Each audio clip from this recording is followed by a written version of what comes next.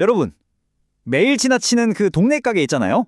사실 지금 그 안에서 우리가 잘 모르는 엄청난 기술혁명이 일어나고 있다는 거 알고 계셨나요? 오늘 바로 그 이야기를 좀 깊숙이 파헤쳐 보려고 합니다. 아마 키오스크 쓰는데 많아졌네. 아니면 배달앱은 이제 기본이지.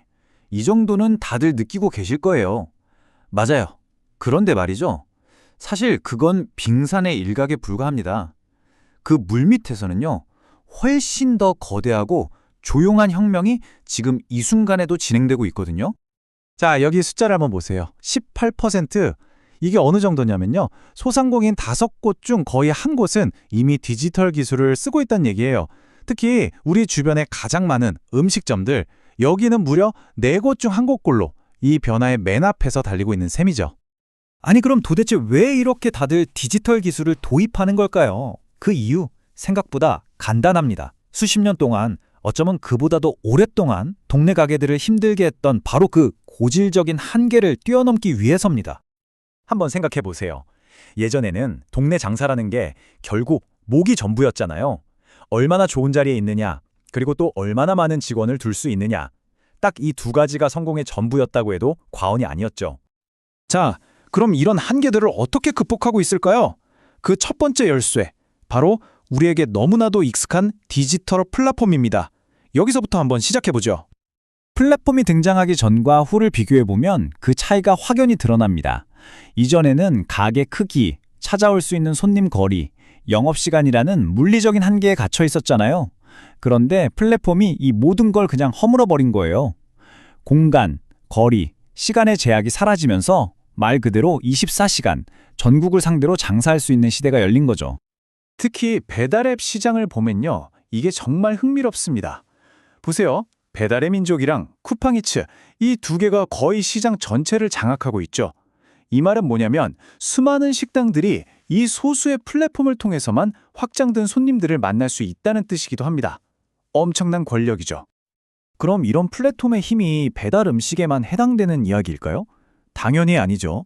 우리가 매일 쓰는 네이버나 쿠팡 같은 거대 이커머스 기업들도 한번 보세요. 신규 판매자한테는 수수료를 면제해주거나 복잡한 물류를 대신 처리해주는 식으로 작은 가게들이 온라인에서 쉽게 장사할 수 있도록 돕고 있습니다. 문턱을 아주 낮춰주고 있는 거예요. 자, 플랫폼이 공간의 한계를 넘게 해줬다면 그 다음 혁명은 어디서 일어날까요? 바로 가게 안입니다. 이젠 기술이 단순히 연결만 해주는 게 아니라 사람을 대신해서 일을 하기 시작했거든요.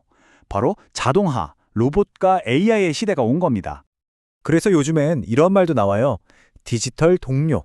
말 그대로 로봇이나 AI가 더 이상 그냥 기계가 아니라 우리 옆에서 같이 일하는 동료가 됐다는 뜻입니다.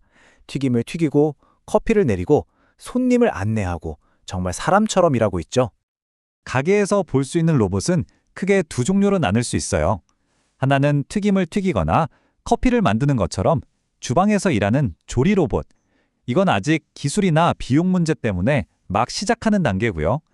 다른 하나는 음식을 가져다주는 서빙 로봇인데 이건 가격도 많이 내리고 렌탈도 가능해지면서 요즘 부쩍 많이 보이죠.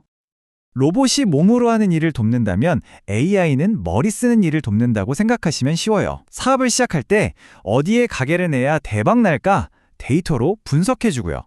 가게를 운영할 땐 24시간 쉬지 않고 전화나 채팅으로 손님을 응대하죠. 심지어는 어떤 손님한테 어떤 광고를 보여줘야 할지까지 마케팅까지 책임집니다. 그냥 사업의 처음부터 끝까지 함께하는 똑똑한 파트너라고 할 수 있겠네요.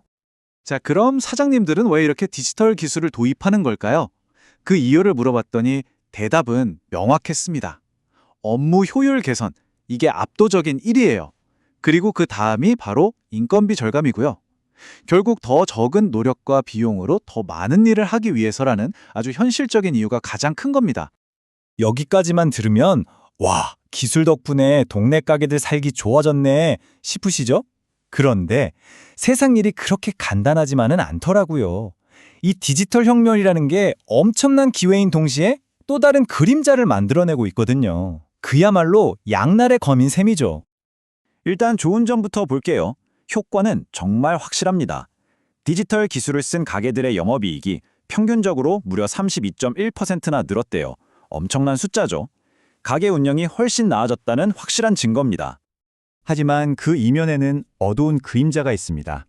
바로 수수료라는 새로운 비용 부담이에요. 일부 프랜차이즈의 경우엔 배달앱에 내는 수수료가 매출의 24%에 달하기도 합니다. 이게 어느 정도냐면 10,000원짜리 치킨을 팔면 2,400원이 그냥 수수료로 빠져나간다는 얘기예요. 버는 건 늘었는데 나가는 돈도 만만치 않게 늘어난 거죠. 자, 그래서 이 상황을 정리해보면 딱 이렇습니다. 한쪽에는 효율이 오르고 매출이 늘어나는 기대 효과가 있어요. 기술 기업들도 새로운 돈벌이가 생기고요. 그런데 다른 한쪽에는 감당하기 힘든 수수료, 내 일자리가 사라지면 어떡하지? 하는 불안감, 그리고 내 정보가 어디로 어떻게 쓰일지 모른다는 데이터 보안 문제 같은 부작용이 동시에 존재합니다.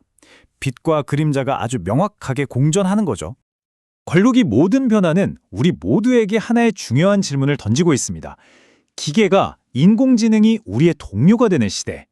이런 세상 속에서 우리는 어떤 역할을 해야 할까요? 그리고 더 나아가서 우리가 사랑하는 우리 동네 가게들은 과연 어떤 모습으로 미래를 맞이해야 할까요? 한 번쯤 깊이 생각해 볼 문제입니다.